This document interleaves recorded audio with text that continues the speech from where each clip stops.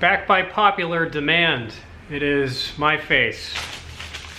Went to 2 thrift stores over in Beverly Hills, one near Fairfax Avenue and one on Fairfax Avenue. Start with the Goodwill. I was in a bad mood, slash am in a bad mood, just kind of mopey and melancholy, so that affects your sourcing style. I spent $72, $72.28, and it's interesting, you can make that work on your behalf. I just was not in the mood to buy a bunch of stuff, and therefore I was more selective, and I bought higher value stuff, and sometimes that's how I operate. Other times I'm effusive and ebullient and other E-words, and I just want to buy everything.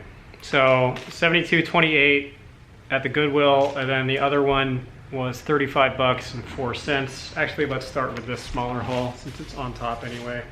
This place is much smaller than a Goodwill and actually pricier, but less picked over, and it has really good stuff. This is a knit pullover, fleece, Columbia, Omni Heat, Omni Wick, Omni this and that. It has a sequin interior, which I've not seen before. This was $8. Don't know how much I'll get for it. Probably, certainly at least 25. He says potentially with a great deal of hubris. Probably 30, maybe 35.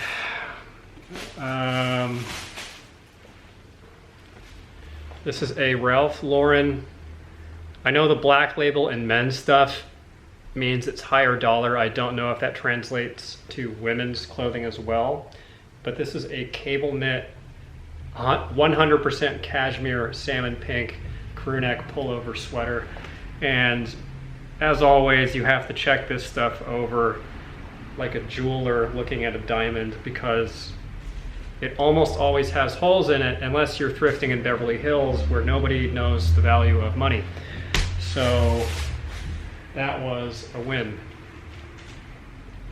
Here's a cast and crew fleece from this TV show.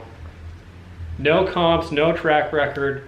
However, I bought 2 Smallville cast and crew shirts or fleeces, one fleece and one track jacket. Both of them sold for $100, and they sold quickly. And I've had my eye out for this kind of a thing since, because I live in LA, and I find it for shows that I've never heard of, that don't have a big audience. I found one today actually that was for some medical comedy that wasn't Scrubs. I don't know. But no one cared. But Ugly Betty is a popular show, so I'm gonna list this at 99 and we'll see what happens. And there was one more, here it is.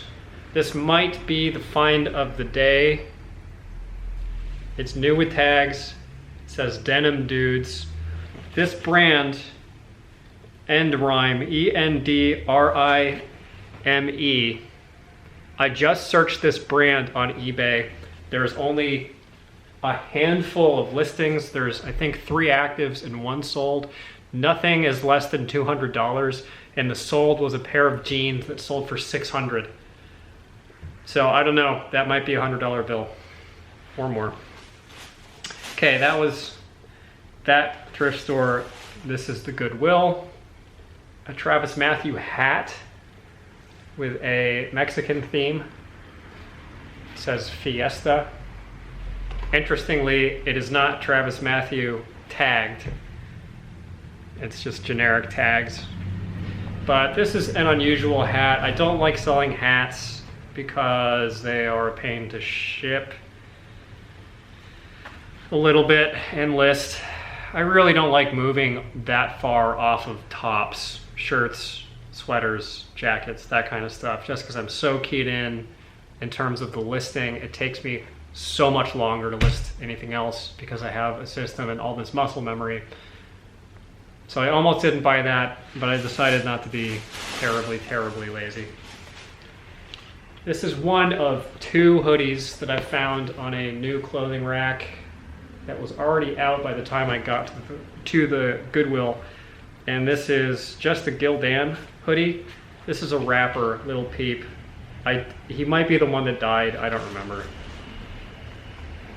But interestingly, 100% sell-through on Little Peep hoodies, and the number is in the 400s, but it's the exact same number actives, or the exact same number completed and sold. So nothing made it through 90 days without selling. It tends to not sell for a ton of money, but I think this is a little more uncommon.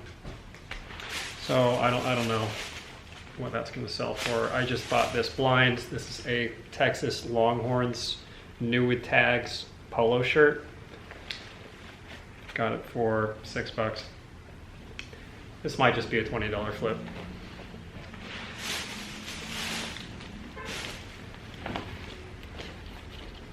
This is not Budweiser branded.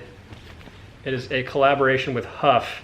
Everything that I've found that is a Huff collaboration, I found 2 pieces that were a Peanuts collab, he says, as a 32-year-old man. My Huff X Peanuts collab piece of fire flame flipped for like $30. I found 2 of them, they both sold really quickly. This is also new with tags. Costs $69 flat, new. There was another seller that put this back on the rack. I don't know. She didn't give a reason why. Cool vintage piece.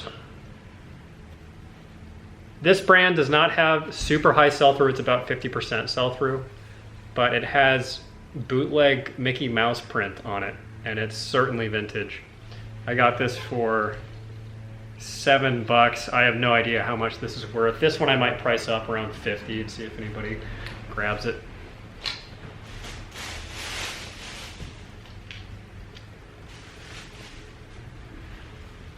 Unfamiliar with this brand. This is a cashmere linen blend cardigan sweater. Again, usually would have holes in it. Found a second one of these in green and I didn't buy it because I had a little piece of food stuck to it.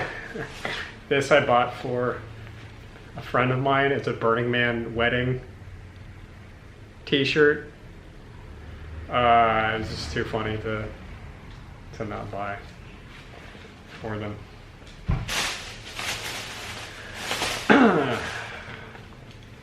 This is a pair of John Barbados men's size 32 gray jeans. My disclaimer every time I show a Barbados piece is that you have to be a little careful because a lot of it does not have very high sell-through. For example, men's long sleeve button up or button down shirts from Barbados are not crazy high sellers. They're about 50-60% sell-through, but jeans I'm hoping are a different story. This is out of my wheelhouse. I decided to trust my instincts on this one. Thankfully, it is already damaged from the hanger. This is a vintage 100% leather skirt that was made in Italy by somebody. No brand, but it is vintage, I think, or if it's not, it's certainly high quality. Really soft leather. Got it for $8. Might price it 80, 90, 100, and just see what happens with it.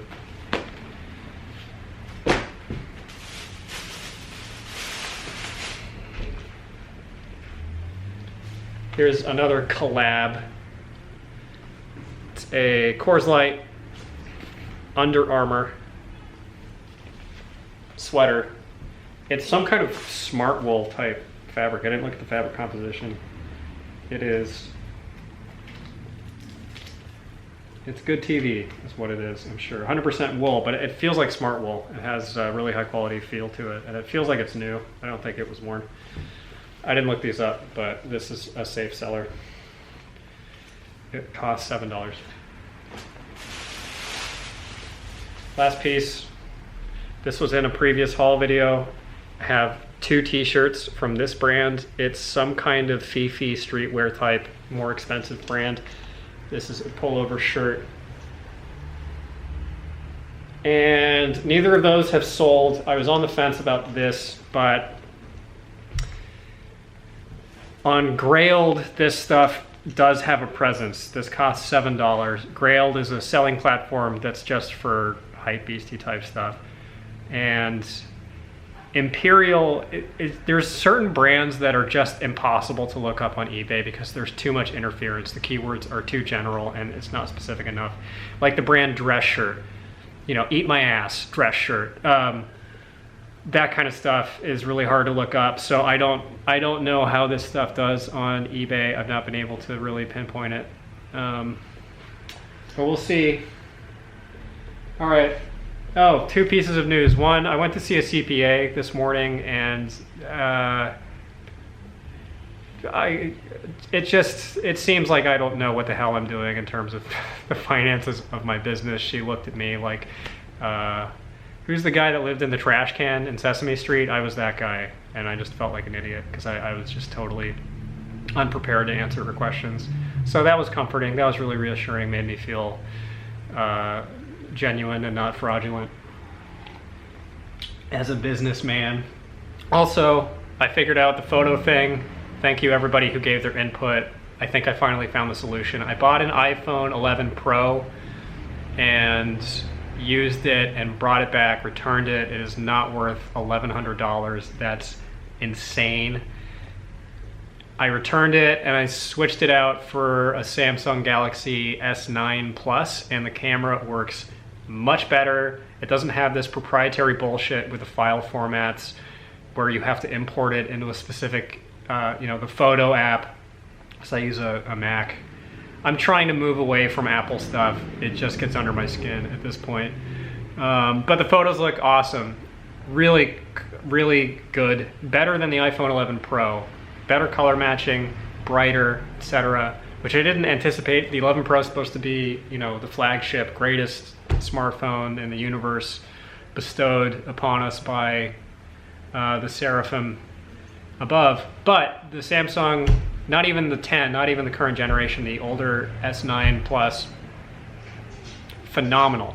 And I've only taken one set of photos with it, so I may revise that opinion, but for now it's holding strong. I think it was the right choice. And if it is as good as it seems, I will make a full photo tutorial of anybody who wants to follow in my very frustrated and at times floundering footsteps to arrive at the photo nirvana that I now inhabit. So that'll be hopefully helpful. All right. Thanks for watching, and sorry I'm a little salty today. Good luck.